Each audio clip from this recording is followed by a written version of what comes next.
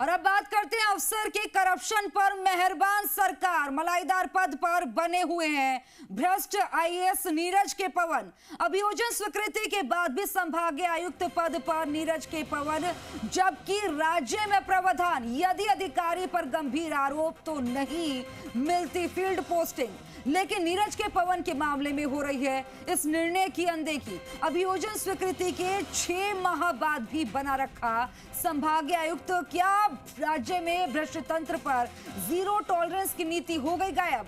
आखिर क्यों भ्रष्टाचार के बाद भी नीरज के पवन को मिल रहे हैं मलाईदार पद? जमीन अधिग्रहण के मामले में गड़बड़ झाले को लेकर फिर सुर्खियों में आईएएस, लेकिन फिर भी उन पर इतनी मेहरबानी क्यों उन पर इतना मेहरबान हो रहे हैं? क्यों उन्हें मलाईदार पद मिल रहे हैं? अफसर के करप्शन पर सरकार इतनी मेहरबान क्यों हो रही है? ऐसा क्या खास है? मलाईदार पद पर बने हुए हैं भ्रष्ट आईएएस नीरज के पवन। अभियोजन स्वीकृति के बाद भी संभागीय आयुक्त पद पर नीरज के पवन, जबकि राज्य में ये प्रावधान है यदि अधिकारी पर गंभीर आरोप है तो नहीं मिलती फील्ड पोस्टिंग। लेकिन बावजूद आरोप के उन्हें मलाईदार पद मिल रहे हैं। इतनी मेहरबानी क्यों? जीरो टॉलरेंस की बात होती थी, कहां गई ये नीति? नीरज के पवन के मामले में सब निर्णय की अनदेखी हो रही है, सब कुछ भूल गए। क्यों ऐसा हो रहा है?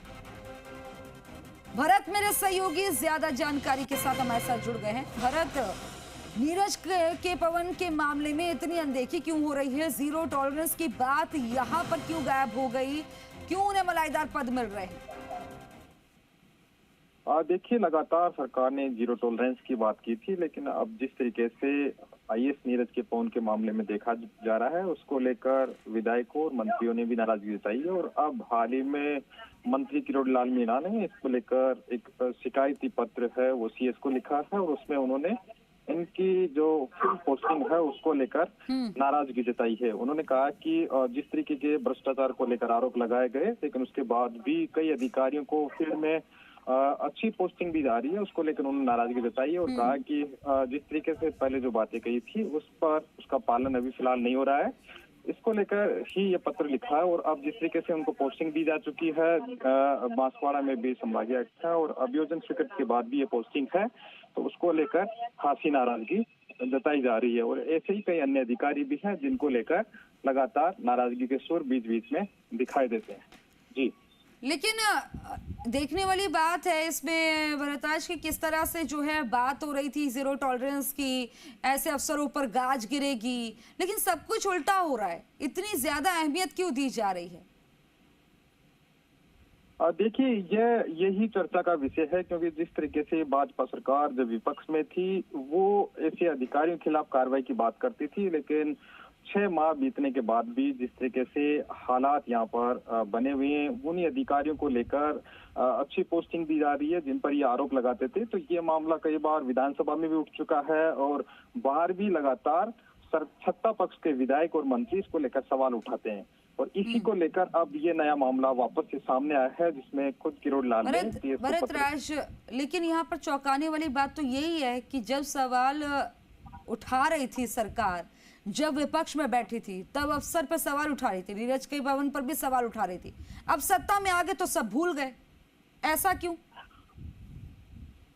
देखिए, निश्चित रूप से ये चर्चा का विषय है। सभी इस बात को लेकर लगातार सवाल उठा रहे हैं, क्योंकि ऐसे बहुत सारे अधिकारी हैं जिनके खिलाफ एसीबी ने कार्रवाई की, लेकिन जिनके अभियोजन स्वीकृति के मामले ही पेंडिंग है। सरकार अभी तक उनके अभियोजन स्वीकृति ही जारी नहीं कर रही है ताकि उनके मामले को आगे बढ़ाई जा सके, उन पर जांच की जा सके। इनके मामले में, नीरज के पवन के मामले में भी देखा जाए तो केंद्र और राज्य सरकार ने अभियोजन स्वीकृति जारी कर दी है, लेकिन फिर भी अभी भी इनको जो जैसी पोस्टिंग दी जा रही है उसको लेकर सवाल खड़े हो रहे हैं। और अब सरकार की जो कार्यशैली है उसको लेकर भी लगातार सवाल उठ रहे हैं। इसी को लेकर लोगों ने, जब इस मामले को लेकर आपकी जाहिर तौर पर ग्राउंड पर बने हुए हैं, इस खबर को लेकर जब आपकी सत्ता में बैठे नुमाइंदों से बातचीत हो रही है तो वो क्या कह रहे हैं? क्या कहना है उनका? और देखिए, सभी बात तो यही कर रहे हैं कि हम जीरो टॉलरेंस की नीति का पालन कर रहे हैं, किसी भी भ्रष्ट अधिकारी को बचाया नहीं जाएगा। लेकिन जिस तरीके से ये मामले, उनको ये बात क्यों नहीं याद आ रही कि भ्रष्टाचार के आरोप तो नीरज के पवन पर भी हैं? फिर यहाँ जीरो टॉलरेंस की नीति कहाँ चली गई? क्यों बख्शा जा रहा है? क्यों मलाईदार पद दिए जा रहे हैं? देखिए, यही सवाल सबके जहन में है, क्योंकि पिछली कांग्रेस सरकार में भी पोस्टिंग इनको अच्छी दी गई थी। इनका मामला तो लगातार 2014 से जिस तरीके से एनएचएम घोटाले कई मामलों में सामने आया है, इसके साथ ही कौशल विकास हो या नगर निगम के बीवीजी कंपनी का मामला, इस तरह के कई मामलों में इन पर आरोप लगे और लगातार। ठीक है भरतराज, मैं आपको रोकना चाहूंगी। नीरज के पवन जी हमारे साथ खुद जुड़ गए हैं। सर, आप पर इतने गंभीर आरोप लग रहे हैं, भ्रष्टाचार के आरोप लग रहे हैं, फिर भी आप पर सरकार की इतनी मेहरबानी क्यों हो रही है? मैम, कोई कंफ्यूजन है? ऐसा कुछ नहीं है। नहीं सर, कोई कंफ्यूजन नहीं है, आरोप है तभी बोला जा रहा है। हेलो जी मैम, ये जो आरोप हैं ये पुराने 10-15 साल पुराने हैं। इन पर न्यायिक विवेचना चल रही है। ये सारे तो जब न्यायिक विवेचना चल रही है और आरोप चाहे 10-15 साल पुराने हो, लेकिन आरोप तो है ना आपके ऊपर। मैम, इतना सा कहना है कि अगर ये जो अभी रेलवे का जो मुद्दा उठा है, उस विषय में मैंने मेरी कोर्ट में फैसला किया था। उस कोर्ट के फैसले को भी हाई कोर्ट की विवेचना चल रही है। अगर मेरी कोर्ट में कोई फैसला होता है, उस पर दोनों पक्ष में अगर कोई किसी को कोई आपत्ति है तो वो हाई कोर्ट में जा सकते हैं। दोनों पक्ष हाई कोर्ट में गए हुए हैं। एब्सोल्युटली पूरी तरीके से न्यायपूर्ण प्रक्रिया के तहत सारे फैसले हुए थे। इसमें पुराने मामलों को लाकर के यहाँ पर कहना उचित नहीं है। फिर भी चूंकि आपके समक्ष ये विषय प्रस्तुत हुआ था, तो मेरा आपसे ये आग्रह है कि इसको एक बार चेक करवा लीजिए कि किसानों के का मामला क्या था, रेलवे का मामला क्या था, रेलवे ने क्या पक्ष रखा, किसानों ने क्या पक्ष रखा, और उसके बाद जो फैसला हुआ वो क्या था। सर, सारे पक्ष हैं हमारे पास, सबसे बातचीत कर रहे हैं, उसके बाद ही पूछ रहे हैं कि इतनी मेहरबानी क्यों? देखिए, पुरानी सरकार में भी, नई सरकार में भी, सबकी मेहरबानी आप ही पर क्यों? आपके पास भी कुछ है क्या ऐसा? मैम, मेहरबानी वाला कोई विषय नहीं है। देखिए, सिर्फ इतना सा विषय है कि देखिए, अगर कोई विषय आपके समक्ष है तो उसमें अपन विस्तार पूर्वक ये देख सकते हैं कि इसमें न्यायपूर्ण चर्चा क्या हुई है, न्याय क्या हुआ है। मेरे समक्ष जो विषय प्रस्तुत हुआ, मेरी कोर्ट में था, बहुत सारे वकील प्रस्तुत थे, वकीलों के समक्ष बहस हुई, उस बहस के माध्यम से कोई निर्णय हुआ, उस निर्णय को भी हाई कोर्ट में के विवेचनाधीन है वो।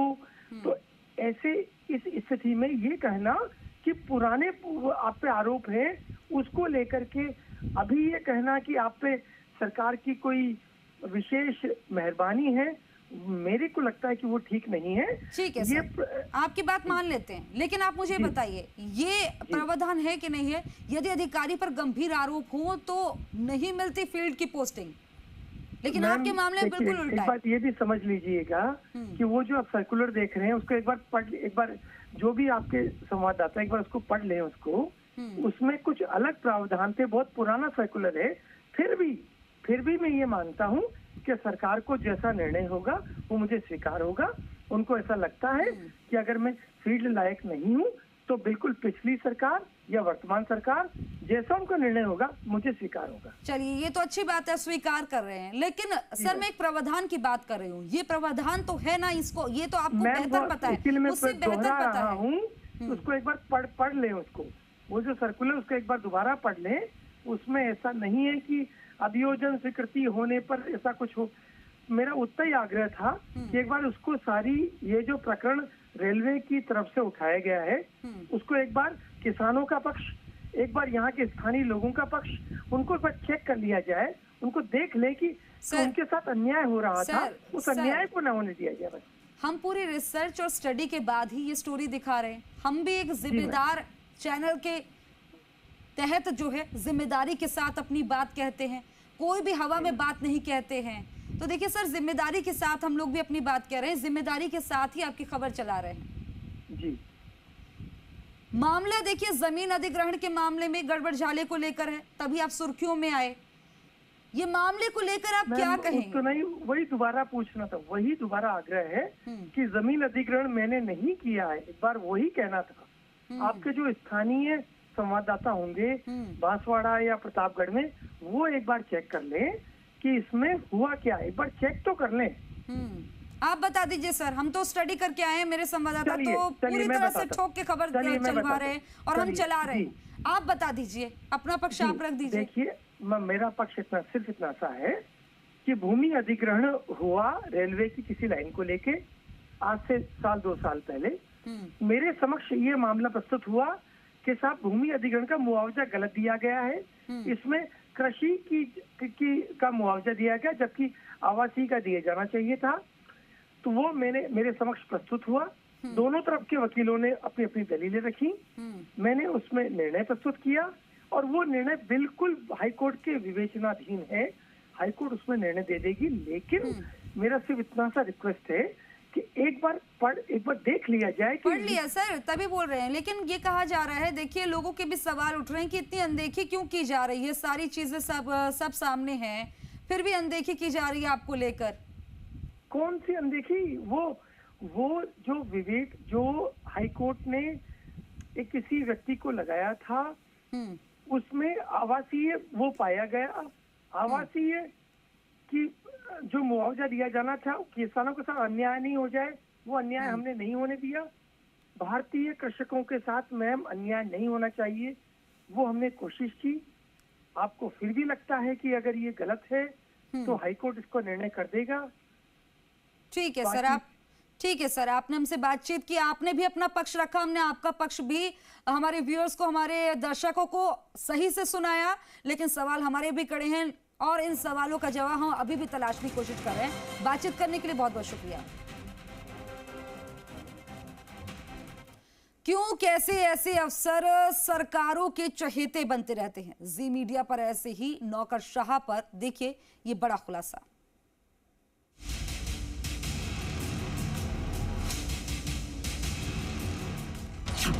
भ्रष्ट तंत्र पर सख्ती का ऐलान, लेकिन फिर भ्रष्टाचार पर मेहरबानी क्यों? आखिर अफसरशाही पर सरकारों के इस दोहरे रवैये की वजह क्या है? क्यों तमाम आरोपों की फहरिस्त होने के बावजूद भी सिस्टम इन पर एक्शन लेने से कन्नी काट जाता है?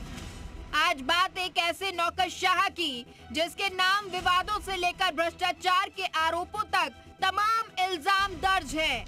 लेकिन फिर भी मलाईदार पदों पर तैनाती का सिलसिला सरकार बदलने के बाद भी थमता नहीं दिख रहा। बात हो रही है आईएएस अधिकारी नीरज के पवन की, जो फिलहाल बांसवाड़ा संभागीय आयुक्त के पद पर बैठे हैं। जबकि करप्शन के मामले में कई आरोप आईएएस नीरज के पवन के खिलाफ केंद्र और राज्य सरकार पहले ही अभियोजन की स्वीकृति दे चुकी है। बावजूद इसके भी राज्य सरकार ने उन्हें खास रियायत दे रखी है। ऐसी ही रियायतें उन्हें कांग्रेस सरकार के दौरान भी मिली थी और अब भाजपा सरकार में भी सिलसिला बदस्तूर जारी है। ये हाल तब है जबकि सरकार करप्शन पर जीरो टॉलरेंस का दम भर रही है और बकायदा इसका एक सर्कुलर भी है कि करप्शन के आरोपी ऐसे अफसरों को फील्ड या मुख्यालय पर पोस्टिंग नहीं दी जाए। फिर नीरज के पवन पर ये मेहरबानी क्यों? हाईकोर्ट के सीनियर एडवोकेट एके जैन और शालिनी श्योराण इसके पीछे दिलचस्प दलील देते हैं कि कैसे सरकारों में ऐसे अफसरों पर एक्शन की जगह उन्हें बचाने पर जोर ज्यादा रहता है, जबकि नियमानुसार उन पर कड़े एक्शन की दरकार होती है। हालांकि इसको लेकर फिलहाल कोई एक्ट तो नहीं है, लेकिन सर्कुलर जरूर है। ये और बात है कि सरकार अपने ही सर्कुलर को दरकिनार कर रही है। नीरज पवन जो कि एक नहीं 2 बार एसीडी के लपेटे में आया हुआ है, उसको प्रोसिक्यूशन सैंक्शन देने में राज्य सरकार और केंद्र सरकार दोनों ने इतनी देरी की और साथ ही उसको कभी बीकानेर का आयुक्त कभी बांसवाड़ा का आयुक्त लगाया गया, जबकि खुद राज्य सरकार ने सर्कुलर निकाल रखा है कि जिन लोगों पर भी भ्रष्टाचार के मामले चल रहे हैं उनको फील्ड पोस्टिंग नहीं दी जाएगी। एक झूठे मामलों से बचाने के लिए राज्य सरकार को शक्ति दी गई है, उसका उपयोग अपने चहेते अपराधियों को, भ्रष्टाचारियों को बचाने के लिए और साथ ही उनके साथ भ्रष्टाचार में सहभागिता करने के लिए दिया जा रहा है। आईएएस नीरज के पवन को लेकर विवादों का एक लंबा इतिहास है जो आज भी जारी है। फिलहाल बांसवाड़ा में संभागीय आयुक्त का पद संभाल रहे नीरज के पवन को लेकर अब एक नया विवाद सामने आया, जिसके मुताबिक नीरज के पवन ने बांसवाड़ा छोटी सादड़ी नीमच रेल परियोजना के लिए जमीन अधिग्रहण के मामलों में प्रतापगढ़ एसडीएम के निर्णय को पलट दिया। जिसके चलते रेलवे पर 20 करोड़ रुपए का अतिरिक्त भार पड़ गया। दरअसल जमीन अधिग्रहण के 18 मामलों में कृषि भूमि मानते हुए प्रतापगढ़ एसडीएम ने 2,08,09,679 रुपए मुआवजा तय किया, लेकिन आईएएस नीरज ने मई 2024 में इसी भूमि को आवासीय बताकर मुआवजा राशि में करीब 20 करोड़ रुपए की बढ़ोतरी कर मुआवजा राशि 22,32,98,327 रुपए कर दी। संभागीय आयुक्त के इस फैसले से बढ़े अतिरिक्त वित्तीय भार को लेकर रेलवे भी नीरज के पवन के खिलाफ खड़ा हो गया। विभाग सवाल उठा रहा है कि आखिर अधिग्रहण प्रक्रिया शुरू होने के वक्त जो जमीन कृषि भूमि थी उसका एक हफ्ते के भीतर ही भू रूपांतरण आवासीय भूमि में कैसे हो गया? क्या पूरे मामले में कोई गहरी साजिश रची गई है? शायद इसी अंदेशे के चलते अब रेलवे ने आईएएस नीरज के आदेश को चुनौती देने का फैसला लिया है। यही नहीं, रेलवे तो संभागीय आयुक्त के सामने पैरवी करने वाले अपने ही वकील को लेकर भी संतुष्ट नजर नहीं आ रहा। लिहाजा रेलवे ने अपनी ही पैरवी के लिए नया वकील भी लगा दिया है। जाहिर है ये मामला उतना सीधा नहीं है जितना फौरी तौर पर नजर आ रहा है। खुद सरकार के मंत्री किरोड़ी लाल मीणा भी इस मामले को लेकर सीएस सुधांश पंत को चिट्ठी लिख चुके हैं, लेकिन फिलहाल पूरे मामले पर सरकार की तरफ से सिर्फ चुप्पी है। कुल मिलाकर आईएएस नीरज के पवन के दामन पर एक बार फिर भ्रष्टाचार के छींटे पड़ते दिख रहे हैं।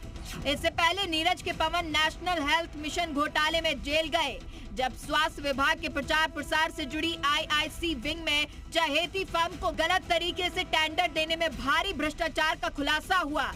इनके स्वास्थ्य विभाग में रहते हुए कॉन्ट्रैक्ट भर्तियों में भारी गड़बड़ियों का खुलासा हुआ। इसके अलावा श्रम विभाग में राजस्थान कौशल और आजीविका विकास निगम घूस कांड, जयपुर ग्रेटर निगम में बीवीजी घोटाले और करौली में कलेक्टर रहते हुए नरेगा से जुड़े मामलों में भी अनियमितताएं सामने आ चुकी हैं।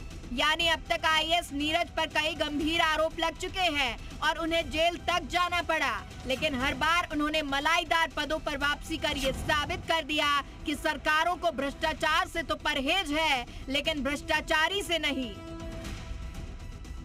भरत राज, जी मीडिया, जयपुर।